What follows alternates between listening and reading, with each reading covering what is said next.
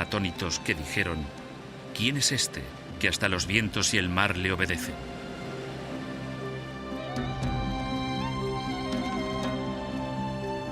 En una colina sobre el lago se encuentra el Monte de las Bienaventuranzas. Es el lugar en el que se dice que Jesús pronunció el Sermón de la Montaña. Este sermón estableció la fe de Jesús y pasó a formar el fundamento ético de la fe cristiana.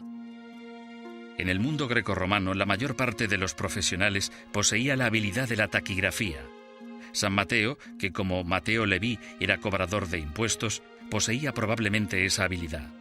Si los evangelios son relatos oculares, tal y como sugieren los hallazgos de Tide, no hay razón para creer que Mateo u otro testigo no se hubiera sentado con los discípulos en la misma montaña a anotar las palabras de Jesús mientras él las decía. Así que puede que las palabras que tenemos en la actualidad se acerquen mucho a las que realmente pronunció Jesús. Esta teoría molesta a muchos estudiosos del Nuevo Testamento que están convencidos de que este sermón es una recopilación tardía y poco fiable de frases dispersas recogidas por las comunidades cristianas. Pero los descubrimientos de Tide suponen que tengamos que tener en cuenta esta posibilidad. Siguiendo la orilla se encuentra Cafarnaún, que según San Mateo era la ciudad del propio Cristo. Jesús residió aquí durante su predicación en Galilea y sanó a muchos de los enfermos y poseídos de la ciudad.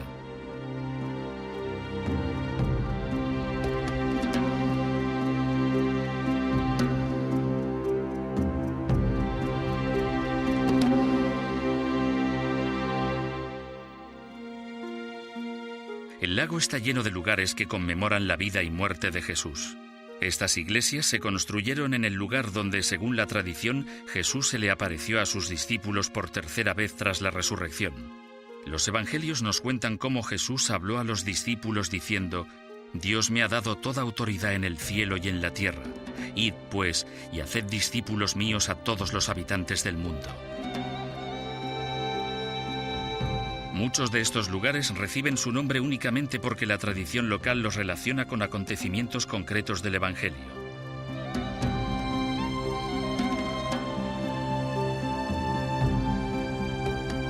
No se cuestiona la santidad de esta tierra, sino los hallazgos de Tide.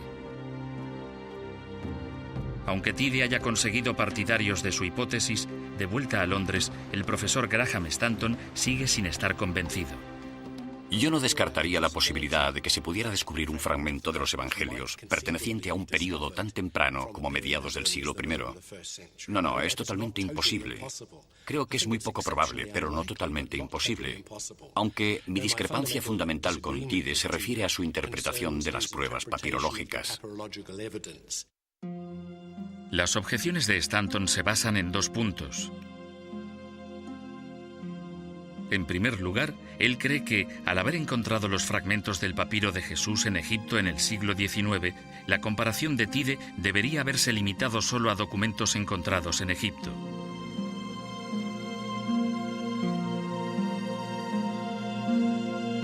Los partidarios de Tide señalan que el papiro de Jesús se podría haber llevado hasta Egipto desde Tierra Santa en cualquier momento desde su redacción.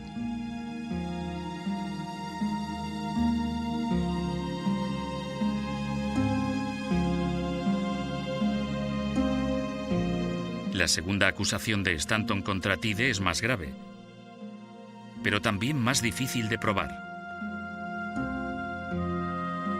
Stanton cree que Tide ha exagerado el grado de similitud del papiro de Jesús con los documentos fechables que ha utilizado en sus pruebas. Así que, por estas dos razones diferentes, no acepto que haya atribuido una datación de mediados del siglo I a los fragmentos de Mateo de Oxford. Pero aunque el profesor Stanton aceptara los hallazgos de Tide, esto no afectaría a su visión de la exactitud de los evangelios. Si me convencieran de que los evangelios fueron relatos totalmente oculares, no creo que hubiera mucha diferencia, porque todos sabemos demasiado bien que los testigos no se ponen de acuerdo y no siempre relatan fielmente lo que han visto. No obstante, si los evangelios no son relatos oculares, ¿cómo explicamos los milagros que recogen? Al igual que a casi todos los demás estudiosos, no me suponen ningún problema las curaciones milagrosas. Jesús tenía claramente unas dotes curativas poco habituales.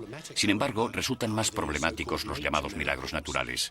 Cuando amaina la tormenta, camina sobre las aguas y hace milagros con la comida.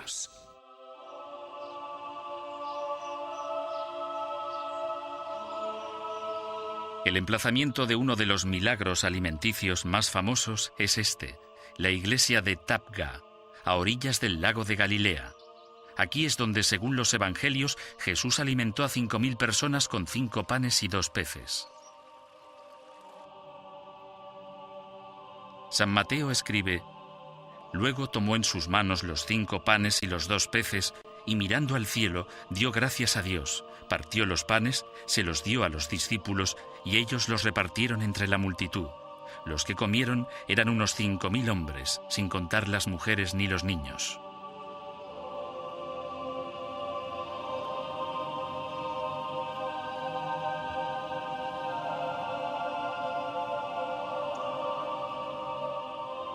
Se dice que esta es la roca en la que Jesús colocó los panes y los peces.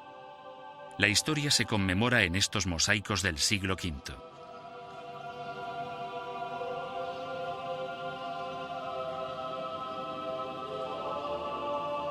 Para Stanton, la historia de este milagro es simbólica y no se puede interpretar literalmente.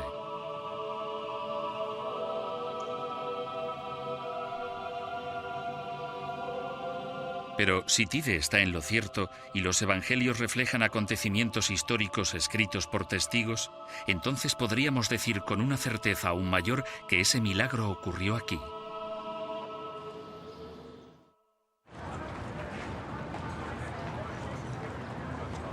Jerusalén. Este es el lugar al que vino Jesús después de sus enseñanzas en Galilea. Aquí fue traicionado por Judas y, por supuesto, aquí fue crucificado.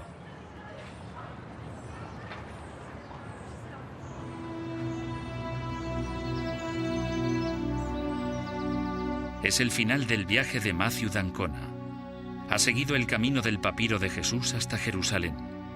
Quería experimentar por sí mismo el legado actual de las historias del Evangelio.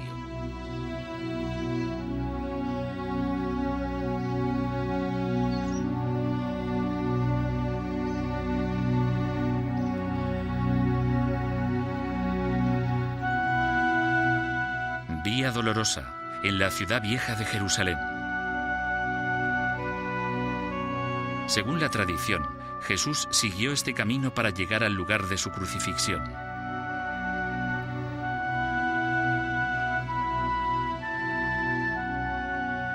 Según la costumbre romana de la época, tenía que sufrir la vergüenza de atravesar a pie la ciudad con la cruz a cuestas.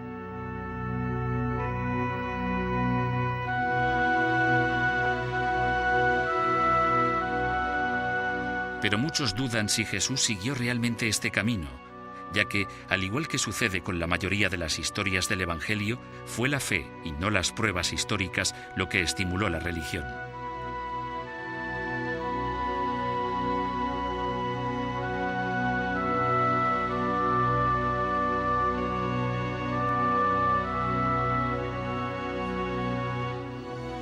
Entonces, igual que ahora, venían aquí peregrinos de todo el mundo para seguir los que creían que eran los pasos de Jesús.